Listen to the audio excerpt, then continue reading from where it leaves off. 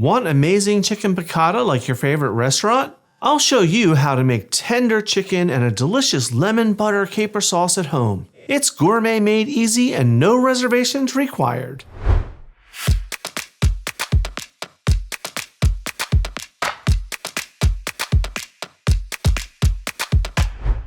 Hi everyone, welcome to Let's Celebrate TV. I'm your host, Peter Lee.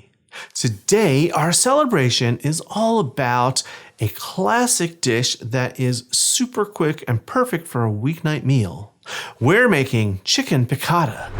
Now, chicken piccata, what is it? It's actually a very classic Italian dish that features a really quick, lemony, buttery pan sauce. Now, you can make this with veal, chicken, pork, or even fish. So let's start talking about the chicken. I have a big bowl here. In this, I have about 8 ounces or 226 grams of thinly sliced chicken cutlets. You can see they're pretty thin. Now, I bought them pre-cut.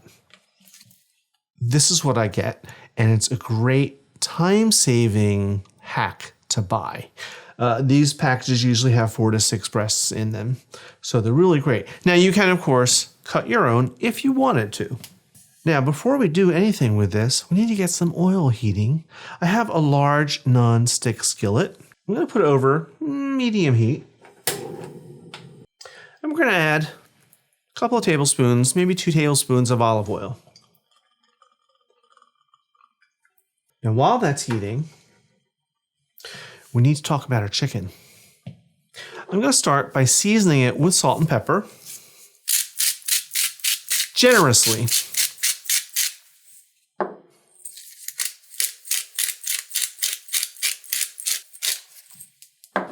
And really, doing it in a bowl like this, all you need to do now is give it a little toss. Now we want to let this oil heat until it's just starting to smoke.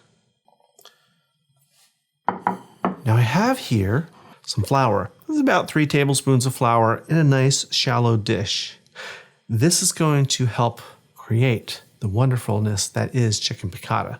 All we need to do is lightly dredge each cutlet in this flour. Now, what does that mean?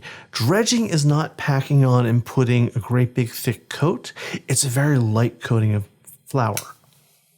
All you really need to do is you take a cutlet, put it in the flour, really just that much. If you feel you get too much, you can kind of shake it off like that. Now my oil is starting to shimmer, so I'm going to go ahead and put this first one in. You may not get the great big sizzle, but it's not going to matter. I'm going to keep going.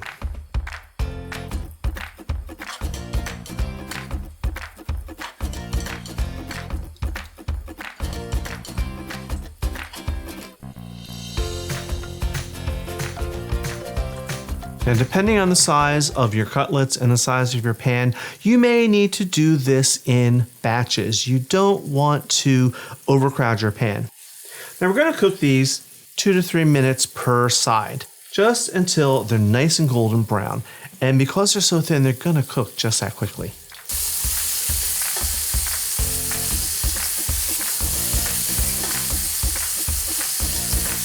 Like that.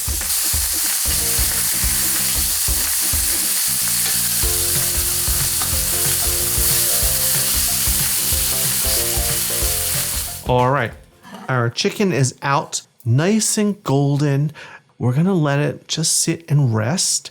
And if you're worried about it not being cooked all the way, carryover cooking is going to take care of that. Now it's time to make the sauce. In this same pan, we're gonna start with some lemon.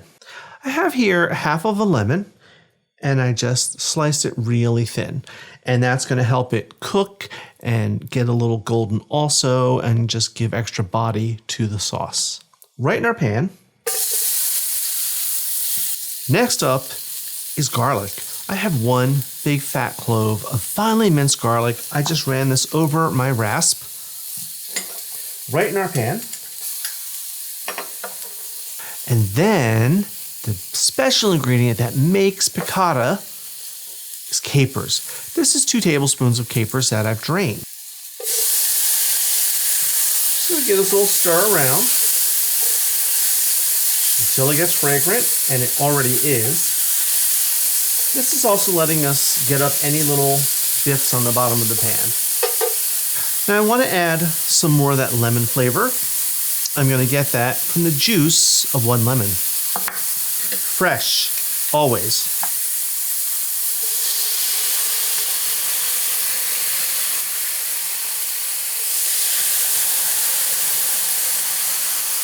White wine is next. I'm using a Sauvignon Blanc. You really just need about 4 ounces, 120 mils. Yeah, that looks pretty good. Give a little stir. Now I'm going to add some chicken stock. I have 8 ounces, 240 mils. Now we want to just let this come up to a simmer, and then we're going to let it reduce just slightly, maybe by about 1/4 or 1/3. I'll just give this an occasional stir.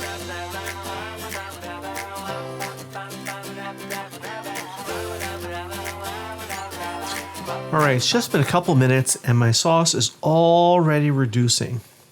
What I'm going to do now, I'm going to put these cutlets back into the pan for a minute or 2. I'm going to make sure I turn them to get them coated. Now, what is that going to do?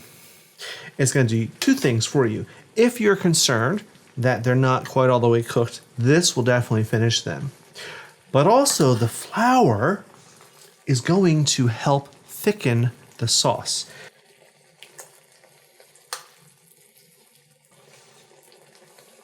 All right, these are nice and warm through, coated in that sauce. I'm going to remove them to the serving platter. And you can see just from that flour, the sauce has changed color. It's getting velvety.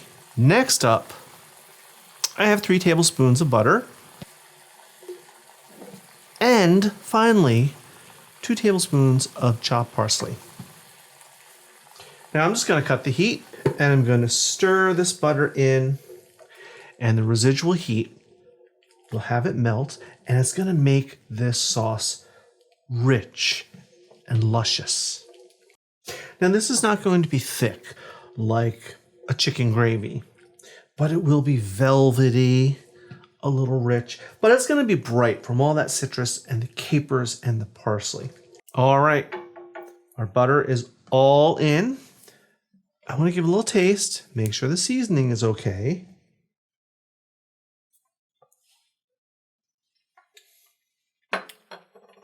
I think I want just a little bit more pepper. And now I'm just going to spoon it over the top. All right, I think that's pretty good. Beautiful. And look how fast that came together. Maybe a little devil. I'm going to give a little taste to one. No one will notice. I'll cover it up with extra sauce.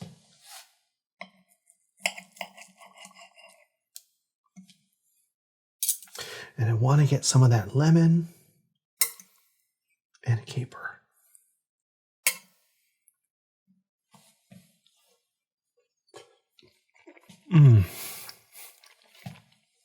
Wow.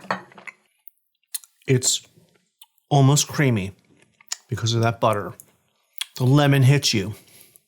The pop of the caper, the freshness of the parsley, and that chicken is so tender and velvety. I need a little wine for this. Ooh. If you like this episode, sign up for our newsletter and get the recipes in your inbox. Then help us grow the channel by hitting that subscribe button, smashing the like button, and hitting the notification bell so you never miss an episode. Okay, I am going to go, and I suppose I'll share this with my family tonight for dinner. But while I do that, I want you to watch one of these episodes over here. Till next time, everyone. Cheers.